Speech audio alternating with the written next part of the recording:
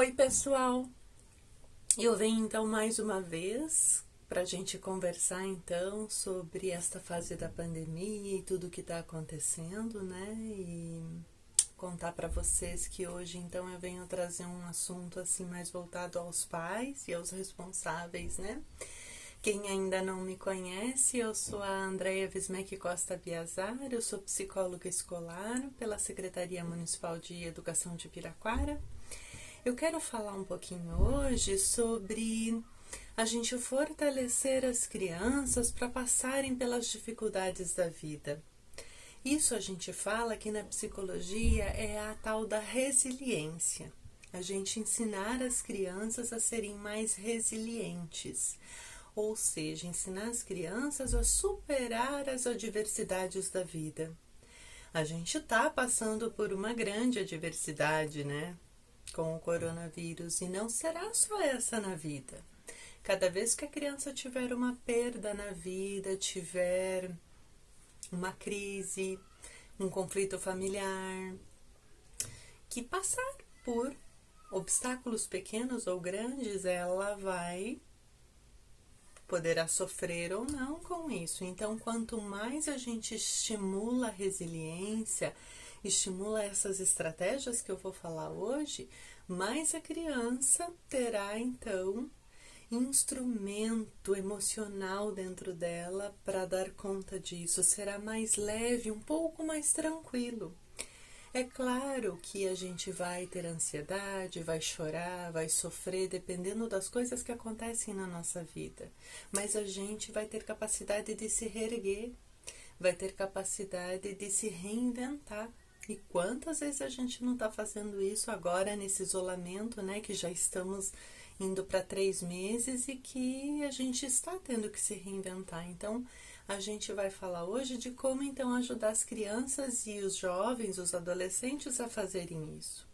O primeiro ponto é estimular que ajudem o próximo, que pensem nas outras pessoas. Ensinar desde pequenininho a cuidar da vovó, a ajudar ela a se levantar quando ela estiver com dificuldade, ajudar alguém que esteja precisando carregar algo e vamos auxiliar, vamos dividir as sacolas, por exemplo. Então, esses tipos de situações no dia a dia em que a gente vai ensinando a ajudar o próximo, vai deixando você forte. Então, vai ensinando a criança e ao adolescente a pensar naquele outro que está em sofrimento. Em casas onde os adultos não dão esse exemplo, porque tudo começa pelo padrão do pai e da mãe, do responsável que cria essa criança, em que ele não respeita os mais velhos, onde ele não ajuda o próximo, onde o casal não se ajuda, a criança vai fazendo a leitura de tudo isso e vai internalizando esse comportamento. Então ela cresce folgada, porque ela não inclui dentro dela o ajudar o outro. Para a gente ser fortalecido e passar por essas crises na vida, ajuda muito esse conceito de pensar na pessoa, pensar em alguém que esteja em sofrimento. Uma das coisas que a gente pode fazer é ajudá-los a doar coisas, né? Nesse momento, muita gente precisa de doação de uma palavra, doação de atenção, doação de coisas materiais, doação de alimentos, e se a gente pode oferecer alguma coisa e oferecer a uma pessoa, a uma oração, o que for, e ensinar isso para as crianças e para os jovens a doar, eles serão mais resilientes. A gente pode treinar também esses tipos de assuntos quando aparecem notícias na nossa casa, a TV está ligada e as crianças e os jovens estão no espaço, onde a gente vai debater esses assuntos, falar daquela notícia onde tinha uma pessoa sofrendo, debater esse aspecto e colocar o jovem ou a criança para falar o que pensa em relação àquilo, fazer ela refletir sobre quanto que a gente pode se doar para as pessoas que estão em sofrimento. Se não é o meu caso, eu não posso ajudar, mas eu posso trabalhar ao contrário, eu fui ajudado e eu recebi doações, então eu posso trabalhar com as crianças da minha casa, com os adolescentes, isso. Nossa, olha como foi legal, aquela pessoa ajudou a gente. Nossa, ó, a gente recebeu essa doação ou fomos presenteados com isso. Como ajudou a gente, como foi importante pra gente, nossa, como essa atitude é boa. Então, esses tipos de falas tem que ter em casa para as crianças e os jovens internalizarem esse conceito da empatia, que é se colocar no lugar do outro. Da mesma forma, o padrão de preconceito que há na casa, na família, será repassado às crianças. As crianças nascem sem preconceito, porém, ficarão preconceituosas conforme as conversas que se tem na casa em relação às pessoas com deficiência, em relação à mulher, em relação à homoafetividade, em relação a religiões, em relação à política, a ideologias, em relação a todos os assuntos. Conforme os adultos lidam com esses assuntos, a criança vai assimilando, acomodando dentro do padrão dela e reproduzindo muitas das coisas que são passadas para ela dentro da casa. E, portanto, isso irá interferir na forma com que ela irá lidar com os assuntos, com as pessoas durante a sua vida. Ela vai crescendo e desenvolvendo esses conceitos dentro dela.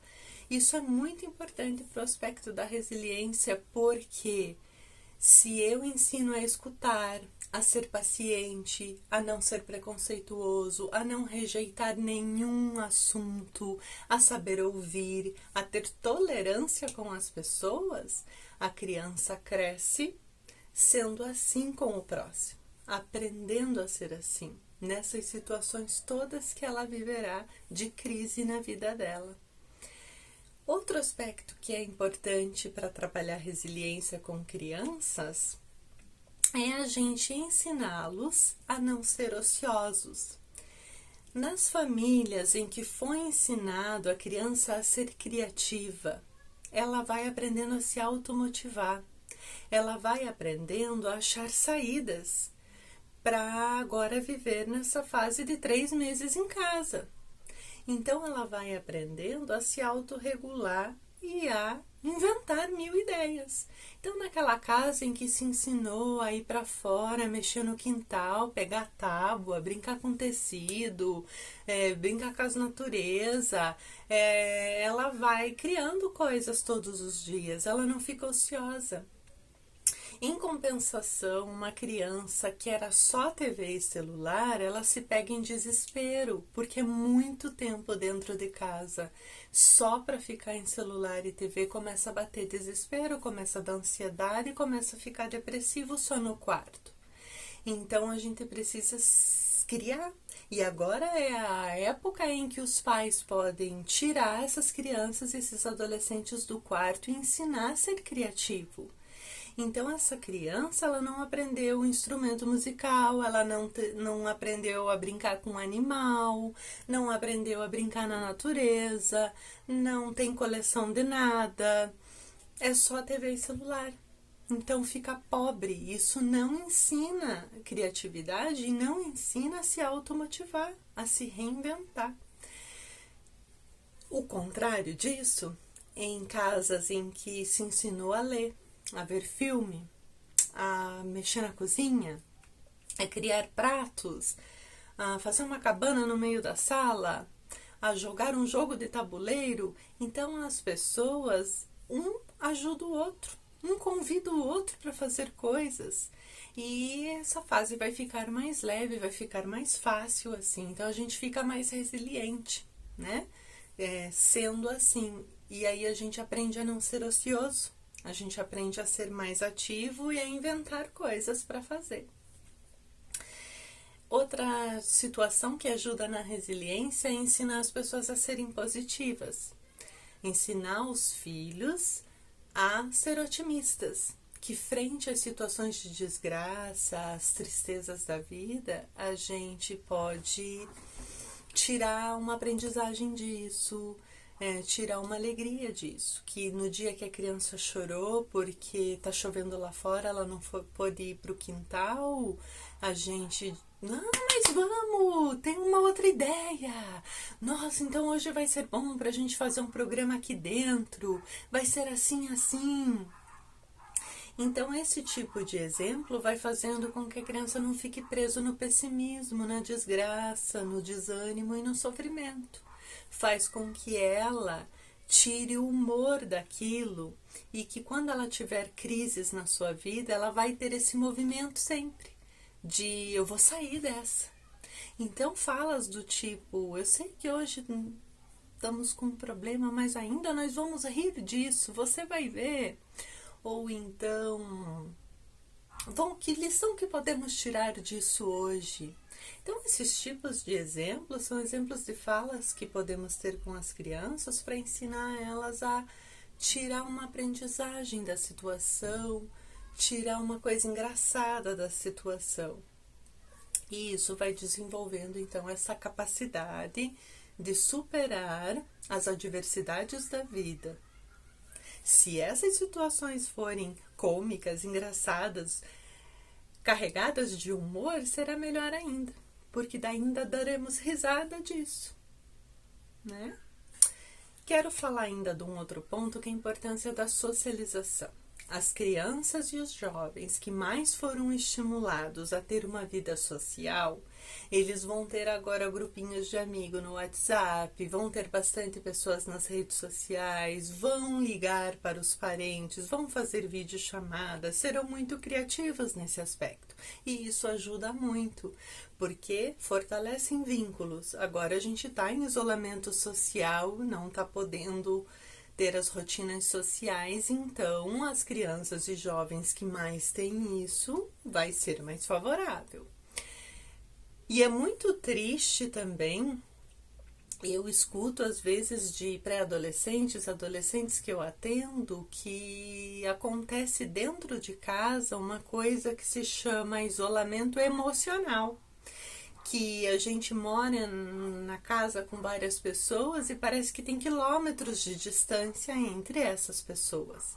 Agora era hora de fortalecer esses vínculos com as pessoas que moram na casa, porque a gente está já há 3 meses convivendo dentro de casa com essas pessoas e a gente tem que conversar, tem que se olhar, tem que se amar, tem que interagir, tem que dar risada junto para que isso seja mais fácil. Então é muito triste mesmo quando eu escuto que há um distanciamento emocional com as pessoas da casa, que fica cada um num cômodo com o seu celular o dia inteiro e ninguém se olha e se fala. Então agora é a hora dos adultos estimularem crianças e pré-adolescentes, adolescentes a sair do quarto, a ter projetos juntos na casa, a fazer brincadeiras juntos. Vamos hoje fazer projetos de experiências científicas com a criança. Vamos hoje todo mundo trabalhar num projeto de marcenaria lá no quintal. Mas enfim, é o adulto que tem que fazer essa mediação e ajudar a criança e o jovem, porque eles não têm isso então internalizado. E é esse adulto que vai ajudar, então, a internalizar agora. E isso ajuda a gente a ser mais resiliente na vida. Ajuda a gente a ser mais forte na vida. Porque a gente fica com os vínculos fortes. Precisa ter uma rede familiar agora forte que nos apoie. Que a gente faça orações junto em casa. Que a gente faça um projeto de horta, que a gente cozinhe juntos, que a gente veja um filme juntos, que as pessoas conversem, que desliguem-se tecnologias e conversem, o diálogo é importante. Eu choro por dentro quando eu escuto que um jovem ou uma criança não pode falar para o pai, para a mãe, para o irmão o que sente, que ele não pode se abrir em casa, que ele não tem com quem conversar. É desesperador, porque agora a gente tinha que deixar esses vínculos fortes, porque são as pessoas que moram juntas, que estão 3 meses passando por isso juntos e eu não sei mais quantos virão ainda pela frente. Vai ser julho, vai ser agosto, então mais 2 meses é a previsão. E aí a gente não se olha, não se fala e não faz nada junto, fica um isolamento. É por isso mesmo que vai dando depressão, vai dando ansiedade, desesperança, porque eu não tenho ninguém para falar, eu não tenho ninguém com quem eu faço as coisas. Então a gente precisa refletir isso hoje juntos, que a gente tem que se aproximar, tem que trabalhar afeto entre a gente. Tem que se amar, tem que falar, tem que conversar, tem que se expressar, tem que criar coisas para fazer juntos. E isso vai trabalhar resiliência nas pessoas. Bem, para não ficar extenso o vídeo, então eu vou encerrar, né, com essas dicas para a gente estar fazendo e trabalhar esse fortalecimento nas crianças. E num segundo momento eu entro com mais algumas coisas que ajudam então a construir resiliência. Um abraço, fiquem bem e se cuidem.